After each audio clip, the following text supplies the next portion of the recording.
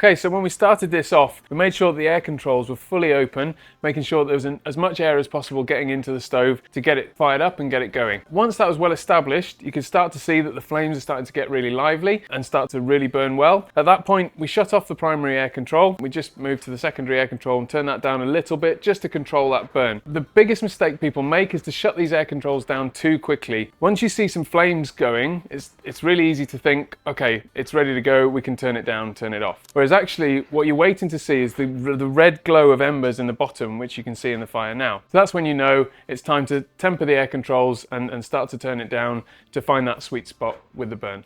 So all different stoves have different air controls. This one has 2 air controls. One is the primary and one is the secondary air. Some only have 1 control, some will have 3. Every stove will be slightly different. Worth checking your instruction manual to check air controls do what on your specific stove. And so when it comes to refueling, when we open the door, because these are tightly sealed units, we want to make sure that we just crack the door ever so slightly and just let the stove depressurize before opening the door slowly so that we don't pull excess embers or possibly smoke into the room by opening the door too quickly. Once we've placed our next log into the fire, we've nestled that in there, we just open the air control up a little bit more, let some more air in there to get that stove alight, and once that's established, you can nudge the air control back down again to find that sweet spot with your burn.